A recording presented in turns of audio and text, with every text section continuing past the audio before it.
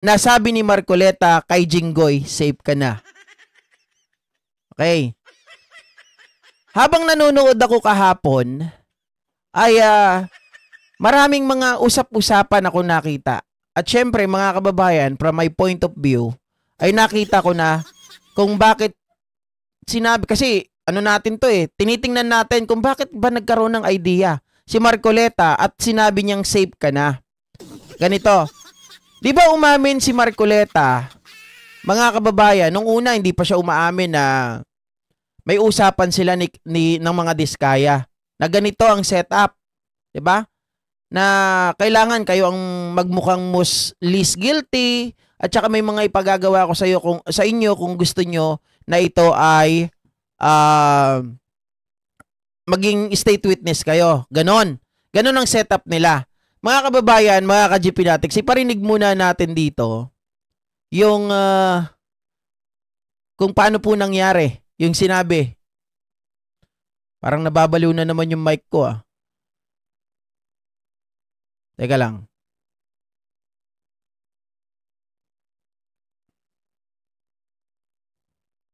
Eto.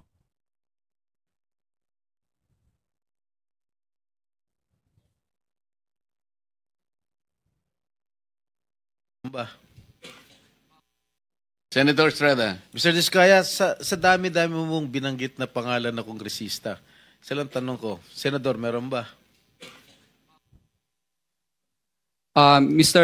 Your Honor, wala po. Okay. Sigurado ka? Safe ka na. Safe ka na. Sigurado po. I resent that statement, Mr. Chair. I resent that statement. Safe ka na. Safe ka na. Diba? Safe na. Mr. Chair, I move that you strike of the record that alam mo naman, biro lang naman yun Wala yun. Mr. Chair? So, kita nyo, nagalit talaga si Jinggoy Estrada doon, mga kababayan. Bakit natin nasasabi ngayon? Ito ang totoo, mga ka-GP Natics, ang totoo no? Napatunayan mo ba yan, GP? Yan sasabihin mo ngayon. Okay, sige. Para disclaimer lang. Ito ay maliwanag. Kasi, pumapasok sa isipan natin, bakit si Marcoleta ay nagkaroon ng idea at sabihin safe ka na. Okay, mga kababayan, ito, iisa-isahin ko sa inyo ang puntos. Unang-una, si Marcoleta po, 'di ba, base po dito sa pahayag na ito, mga kababayan, sabi ng mga diskaya ay pinagawa po sila ng statement. Yun po, ang sabi. Pinagawa sila ng statement. Tama po kayo nung narinig. Ang nagpagawa, si Marcoleta. Siya po ang, ang engineer na gumawa. Siya po ang engineer, mga kababayan. Tama po kayo na naririnig. Engineer si Marcoleta ng statement ng mga diskaya. Kumbaga sabi nga ni Tito Sen, ito ay na-filter, ito ay na-edit. Okay? Na-edit, mga kababayan. Anong ibig mong sabihin, GP, na na-edit? Nung pinagawa po sila ni Marcoleta nang sasabihin, mga kababayan, mga ka-GP Natics, ay syempre, ipinasa nila ito. Ipinakita nila dito kay Marcoleta. Ibinabasa nila sa member po ng Blue Ribbon Committee. Okay? Maliwanag. Kita nyo, itong patunay. Attorneys, sabi dito, sa isang press conference nung Miyerkules, September 10, sinabi ng kanilang abogadong si Attorney Cornelio Samaniego III na ang sinumpaang salaysay ng mag-asawa ay nakatuon lamang sa mga proyekto mula Hulyo 2022 pataas dahil yon ang panahon na ni-request ng Senado. Okay? Na-establish natin, si Marcoleta ang nag-utos. Siyempre, kasama yung mga alipores. Diba? Pero sila ang nag-command na ito lang Hulyo 2022 at pataas. Nung pinagawa nila itong mag-asawang diskaya ng kanilang statement, pinilter nila yon. Nakita ngayon ni Marcoleta na binabanggit niya sila Jinggoy. Opo, yun yung naiisip ko na binanggit doon sa kanilang sinumpang salaysay na nakakatikim din or kumukuha din ng tinatawag na commitment or tinatawag na lagay or tinatawag, mga kababayan, na SOP, itong si Jinggoy. Paano mo naman nasabi? Ito nga Sabi ko, ito ay hindi facts. Okay? Sa akin lang nanggaling. Pero kung susundan natin, i-connect the dot natin, mga kababayan, maliwanag na yung kanilang tinatawag na sinumpaang salaysay ay nabasa muna yan ng mga member ng Blue Ribbon Committee na noon ay pinamumunuan ni Marcolelat. At nung ito po ay nabasa at nakita na nandun yung pangalan ni Jinggoy, di ba? Kaya ngayon, mga ka-GPnatics, ang script, nung pinatanggal yan for sure. Sabi nga ni Tito Sen, inedit, pinilter, tinanggal yung makakasama doon sa mga senador. Okay? Nung nabanggit yung pangalan ni Jinggoy Estrada doon, oy, alisin nyo yan ha, hindi pwedeng sasabihin nyo yan. Yung affidavit na yan. Malalagot si Senator Estrada dyan. Kaya ngayon, mga kababayan, nung nagtanong si Jinggoy Estrada kay Curly, sa mga senador, pinangalanan nyo yung mga kongresista, sa mga senador, meron bang involved dito sa mga ghost projects na to na nakakatanggap ng mga lagay, ng mga commitment, ng mga SOP? Sabi niya ganon, Your Honor, wala po. Diba? Sabi niya. O, sabi ni Marcoleta, safe ka na. Mga kababayan, safe ka na. O, diba? Kumbaga, meron silang ginawang magic, mga ka-GPnatics, bago ilabas po yung salaysay. And from the original na from the original na kanilang affidavit, nandoon nakalagay ang pangalan ni Jinggoy. Kaya lang, mga kababayan, ito ay pinaalis ng mga member ng Blue Ribbon Committee na pinamumunuan ni Marcoleta. At I believe, doon nang galing yung idea ng pagkakasabi niya na safe ka na. Diba, Tita Josephine? Nandun nang galing yung idea na safe ka na. Bakit? Noong siya po ay tinatanong din siya nitong si Congresswoman Laila de Lima. Mga kababayan, nakita nyo kung paano siya nagsabi na, yan lang ba yung sasabihin mo? Baka meron ka pang idadagdag. Sabi niya, opo, meron pa.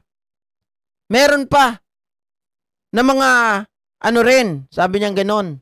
Kaya lang, kukunin ko muna yung mga dokumento at doon ko na lang po sasabihin sa executive session. Tapos sabi ni De Lima, bakit dito executive session ang gusto mo? Samantalang doon, ang tapang-tapang mo na pangalanan yung mga kongresista. Bakit dito ayaw mong sabihin kung sino pa yung mga iba pang mga politiko na kasabwat na may kinalaman dito? Oh, doon na pumasok sa isipan ko, doon na pumasok yung idea sa akin na kaya nakapagsalita itong si Marcoleta ng safe ka na kasi doon sa kanilang original na affidavit ay nakasulat doon ang pangalan ni Jinggoy Estrada. Kasi tingnan nyo to, mga kababayan, tinuruan sila na ang salaysay lang ay nandito lang. Limited lang sa Hulyo 2022.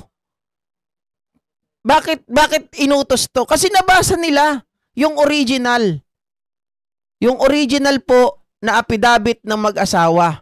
Kaya pinatanggal. O, alisin mo to, mga Duterte. Ito, alisin mo. Ba't nandito si Senator Jinggoy? Diba? Yun. Mga kababayan, dapat matanong yan sa Senado nila Ping Lacson sa susunod. Sino ang nagsabi na dapat maging limited lamang sa Hulyo 2022 yung gagawing affidavit? At dapat matanong din nila, mga kababayan, paano nagkaroon ng idea si Senator Marcoleta kay Jinggoy na safe ka na? Diba?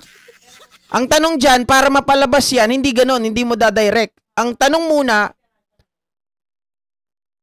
bago mo ba ito ibinigay or bago ba ito ipakita o ilabas doon sa hearing, ay pinilter muna ba ito? Inedit muna ito? O pinabasa mo muna ito sa mga senador? Ganon ang tanong dyan. Diba? Oh. 'Di ba, mga kababayan? Oo, inamin na ni Marcoleta eh.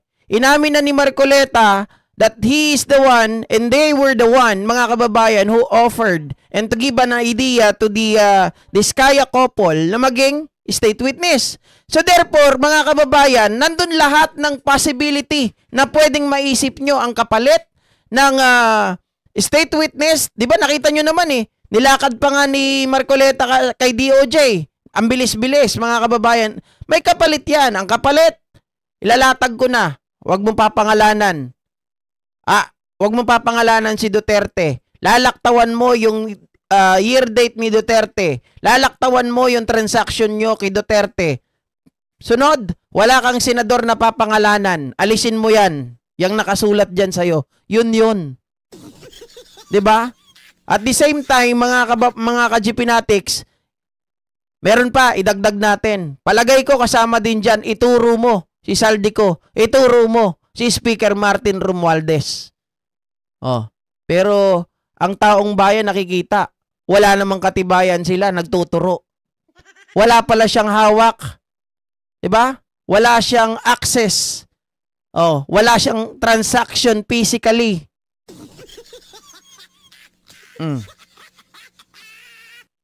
Yung safe, may alam siya bakit. Yun nga po, Arman Raquinho. Palagay ko, nabasa muna ni Marcoleta yung affidavit na mag-asawa at pinapangalanan si Jinggoy. Kaya pinaalis nila. Nung nagtanong kung meron bang mga senador, sabi wala. Sabi, safe ka na. Yun ang mga mga usapan. 'Di ba? Yan ang kanilang kasunduan, guys. Anything na maisip nyo is possible. Kasi kung ako, pag naglalatag kasi ako ng mga idea, tinitingnan ko yan, bawat anggulo. Paano nangyari? 'Di ba? Ako, bago pa kumanta si Marcoleta, may vlog na ako eh. Kung natatandaan ninyo, sinabi ko, naku po, itong Diskaya, palagay ko nakipagkasundo ito sa mga senador. Kung bakit ganyan lang yung kanyang inilalabas na mga pangalan. Tiyak ito, sabi ko, wag na kayong magtaka kung maging star witness ito sa susunod na araw kapag si Marcoleta pa rin. Hindi ako nagkamali. Yun pa rin. Mga kababayan, na lumalabas, gagawin nga silang star witness. Siyempre may kapalit yun. Magturo ka. 'Di ba? Expire na rin yung affidavit dahil yung kanilang notaryo hindi pala nakapag-renew ng kanyang lisensya. Maria Torres, Marcoleta should be out in the Senate. The only reason and the only way na ma-out si Marcoleta doon is by ethics committee. 'Di ba? Sabi ni Tita Josephine. Ba't nawala? Nawala, Tita Josephine. Binura mo ata yung comment mo Nawala, Hindi ko tuloy nabasa. Naniniwala ba kayo na maaring tama yung aking analysis, mga kababayan, kung bakit nagkaroon ng idea si Marcoleta at sabihin niya po na safe ka na kay Jinggoy? Wala nang iba, mga kababayan. Dalawa lang yan. Either nabasa niya yung original affidavit na na-mention yung name ni Jinggoy or meron talaga silang alam, mga kababayan, nakatarantaduhan ng kapwa nila mga senador. 'Di ba? Dapat i-contempt sa Congress ang mga Diskaya para fair. Yan ang abangan natin, mga kababayan. Next week din, na magkakaroon sila ng sariling investigasyon. Paano kaya kung hindi nila kakamping senador ka-GP? Ang alin? Pakibuo po ng konteksto, sinong hindi kakampi na senador? Sabi niya, paano kung hindi nila kakamping senador ka-GP? Siyempre kung hindi nila kakampi, katulad ngayon, isipin nyo dahil si Marcoleta, hindi po niya nagawa yung pangako niya. 'Di ba? Aligaga siya. Aligaga na nagsabi kay Tito Soto, may pangako kami diyan, Senate President, na ganito ang kasunduan namin, na sila ay magiging state witness, tapos magtuturo sila. Diba? Aligaga siya, sinabi niya yon, inamin niya na sila yung kumausap. Ngayon, dahil ni-reject ito ni Tito Soto, ni-reject din ni SOJ Boying Rimulya, nagpa-interview yung mag-asawa. Ito na nga yung inilabas, mga kababayan. Ang sabi dito, handa ang Diskaya couple, mga kababayan, na pangalanan pa ang mga sangkot mula sa nakaraang mga administrasyon kung hihilingin ito ng Senado. At dito rin inamin nila na sila ay kinausap ng senador, mga senador, na ang gagawin lamang sa affidavit ay magsisimula focus sa Hulyo 2022 onwards. Subalit doon sa House ay sinasabi niya na sila lang dalawa. Pero nag-iba na ang lahat. Iba na ang ikot ng gulong. Dahil nga iba na rin ang ihip ng hangin sapagkat hindi po natupad ni Marcoleta yung pangako sa kanila. Kaya ngayon, bumabaliktad na rin yung mga Diskaya at papangalanan na nila kung sino yung mga sangkot. And I do believe, lalabas ang pangalan ng mga senador na pinagsasabihan. Yung mga senador na ngayon po ay naiipit na nasasangkot ang mga pangalan, sila din yung mga senador na lalabas sa Huwebes. Diba? Yan ang katotohanan yan. Right? Kita nyo naman, oh, samaan ng tingin ni Jinggoy, oh. Ano pa ba meron tayo? Ay, wala na pala. Yun lang yun. Mga kababayan, yung kay BP kanina, ay, eto. Sige, pag-usapan na rin natin. Meron pa pala. Eto. Mga kababayan, nasaan kaya itong si BP? Nawawala daw mga ka-GP natin.